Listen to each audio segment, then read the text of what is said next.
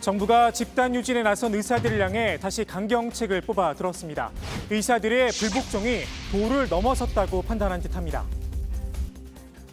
정부는 8월 28일 10시를 기하여 전공의와 전임의 대상의 업무 개시 명령을 수도권에서 전국으로 확대합니다.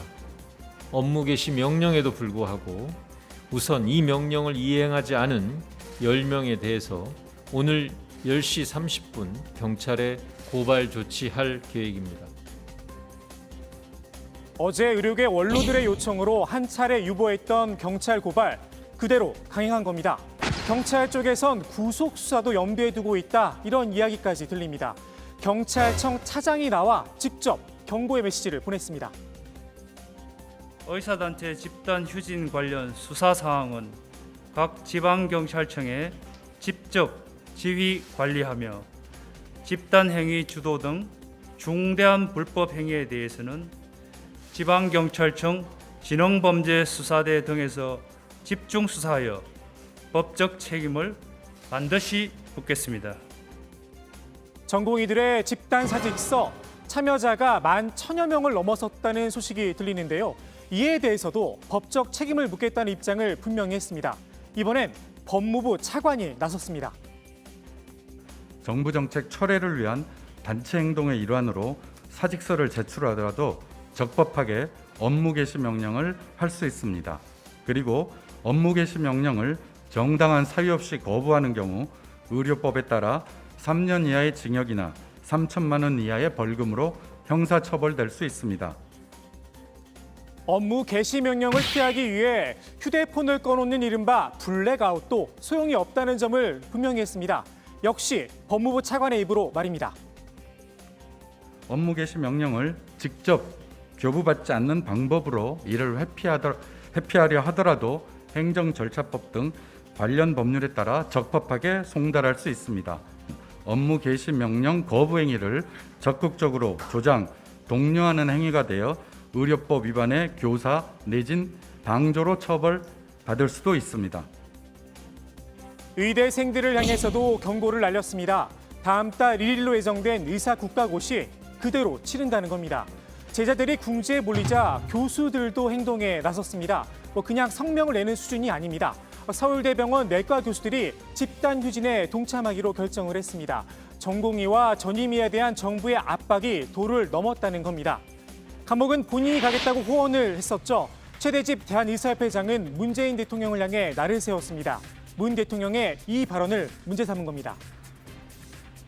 전시 상황이 되면 휴가를 가거나 외출을 나갔던 군인들도 군대로 돌아와서 총을 잡습니다. 지금 이 코로나 위기 상황에서 의료인들이 의료 현장을 떠난다는 것은 전시 상황에서 거꾸로 군인들이 전장을 이탈하는 것이나 마찬가지라고 생각합니다. 최 회장은 4대학 의료정책을 무단적으로 강행하는 건 전시 상황에서 아군 병사들의 등 뒤에서 총질을 해대는 것이나 마찬가지라면서 위헌적인 법률로 의사들을 탄압하는 건 파시스트 지도자의 행태다 이렇게 비판을 했습니다. 법적 대응에 나서겠다는 뜻도 밝혔습니다. 보건복지부에서 전공의 10인에 대해서 업무 개시 명령에 불응했다는 이유로 오늘 서울지방경찰청에 형사고발을 하였습니다.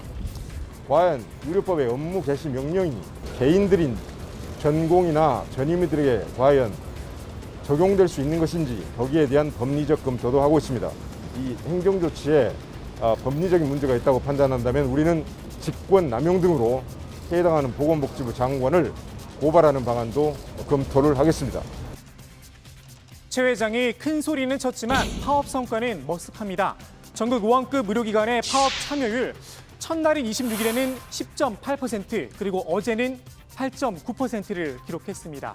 다만 이번 파업과는 별개로 지난 21일부터 무기한 휴진에 돌입했었죠.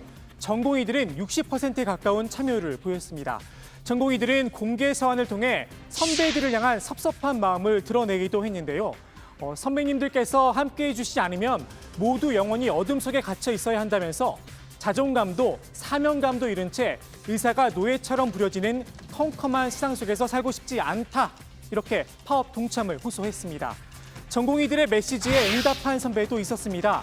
다만 응원이 아니라 안타까움을 담은 목소리였습니다. 의사의 힘은 파업이 아니라 환자들을 지킬 때 나온다는 겁니다. 지금 파업을 하고 있는 많은 분들은 지금의 정부안이 정말 마음에 안 들고 이해하기 힘들겠지만 일단은 환자 곁으로 돌아와야지 우리 의사 선생님들의 이야기를 국민들이 귀담아 들어주실 수 있을 것 같아서 빨리 환자 곁으로 돌아오셨으면 좋겠습니다. 정부와 의협의 강대강 대치 속에 우려했던 일도 발생을 했습니다. 치료할 의사가 없다는 이유로 2명이 목숨을 잃었습니다. 경기도 의정부에서 심장마비를 일으킨 환자는 양주에서, 부산에서 음독을 시도한 환자는 울산에서 숨졌습니다. 치료해줄 의사를 찾아 헤매다 제때 치료를 받지 못한 겁니다. 정부는 위기에 처한 환자를 더 이상 외면하지 말라며 전공의들을 압박했습니다. 복지부 등 관계 부처는 뜻을 같이 하는 민간 단체와 협력해서 피해 환자의 애로를 접수하고 의료적, 법률적 지원을 해드리는 집단 휴진 피해 신고 지원센터를 조속히 가동해 주시기 바랍니다. 의협의 2차 총파업은 오늘로써 끝이 나지만 전공의를 중심으로 한 집단 휴진 사태는 쉽게 끝나지 않을 걸로 보입니다. 전장을 떠났든 아군 뒤에서 총질을 했든 결국 전쟁에서 가장 큰 피해를 보는 건 일반 국민들입니다.